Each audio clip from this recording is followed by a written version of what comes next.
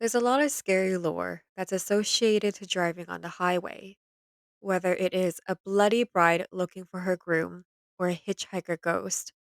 These tales really don't compare to seeing a real misfortune on the highway.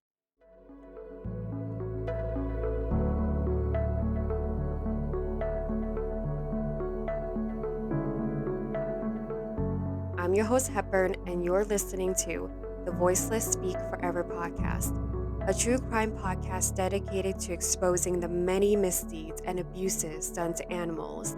And every week, I'll be covering a new animal abuse case. On November 21st, 2012, motorists driving along Interstate 55 in St. Louis, Missouri, noticed a horrifying sight: a pickup truck dragging a tied up puppy along the road.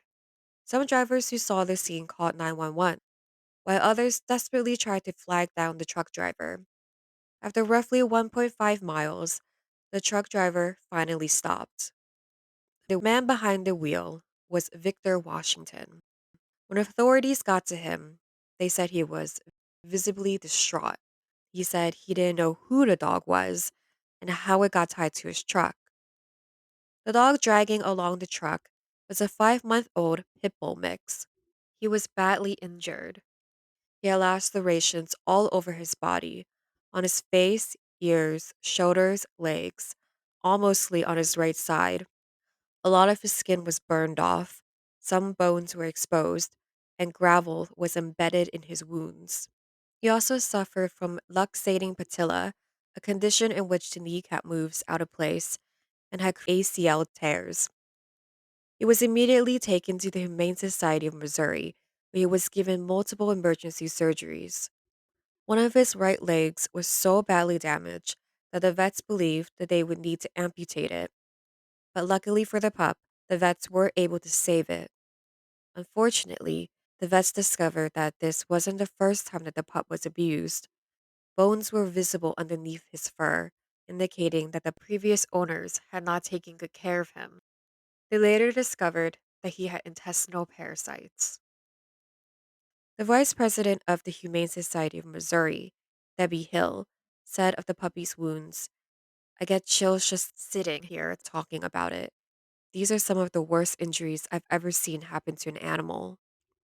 But despite his injuries, the dog survived.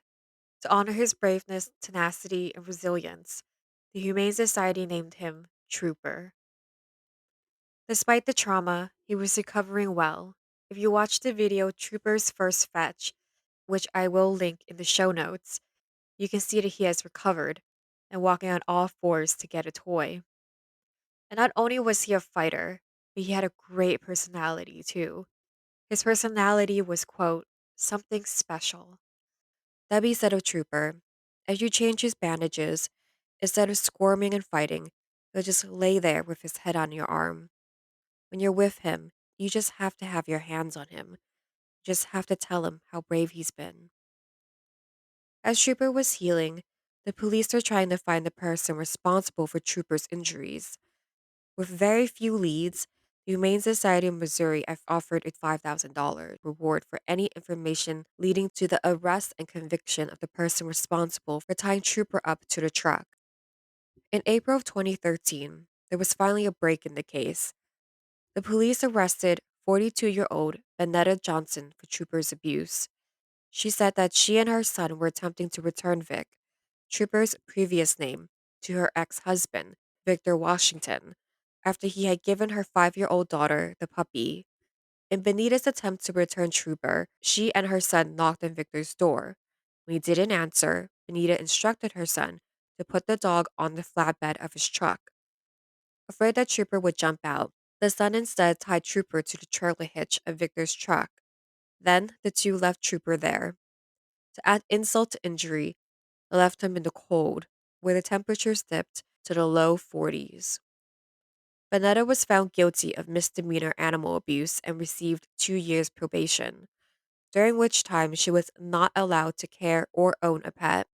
She had to do 150 hours of community service. She was ordered to take an animal care class, and she had to donate $250 to the Humane Society. If she failed to meet the terms of her probation, she would have had to serve 1 year in jail. The punishment that was dealt to Benetta, honestly, seems pretty light. I mean, the small amount of $250 Benita had to pay for what happened to Trooper is pretty ridiculous. I don't understand why she wasn't made to pay more, especially given that Trooper's medical bills had been more than $50,000. And to not be able to own an animal for only the 2 year probation period, Trooper almost died because of her, because of how badly she was taking care of him, and because of her lack of common sense. It seems as though she was the only one punished for Trooper's injuries. Going back to the beginning, the person who was driving the truck, Victor Washington, was her ex husband that Benita was speaking of. It's very interesting because he said in his interview with the police that he didn't know the dog and didn't know how the dog got tied up to the back of his car. If Trooper was a gift given by him, how did he not know of the dog's existence? Also, wouldn't he have been privy to the back and forth about getting Trooper back? I highly doubt Benita never spoke to him about giving him the dog back. So, where's this, I don't know who the dog is, coming from?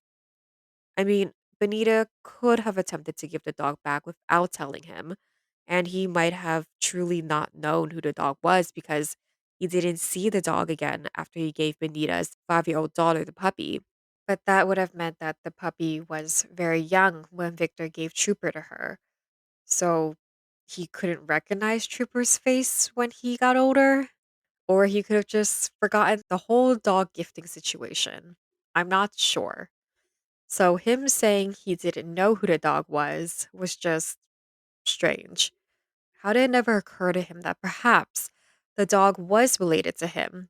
I mean, he was involved with a dog less than 5 months ago, and the dog was tied to his car. So his whole little deal was just a little absurd. So, why didn't Victor get any punishment?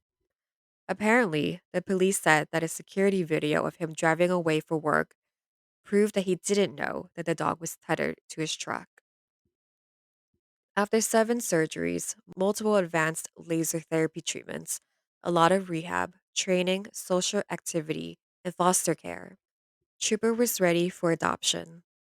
In regards to the adoption, Jeannie J., a spokesperson for the Humane Society of Missouri, said Trooper is a very special dog, and the application reflected this. It was reported that the process was very strict and that the requirements for Trooper were more stringent than some jobs. First, the application was only online, and it had a questionnaire with 49 questions. Second, only homes within 30 miles of the Humane Society on Macklin Avenue were considered. And third, no other dogs could also be living in the home because Trooper needed the extra time, love, care, and medical attention. If you could meet all these standards, next you had a phone interview, and if you passed that, the ones that prevailed were given an in home visit. The lucky person who got Trooper was Greg W.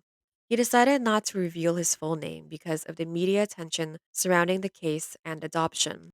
Greg said of Trooper, "He's just a great dog. My heart melted as soon as I saw him. We just bonded right off the bat. He will have a big backyard. He can go on 2 mile hikes.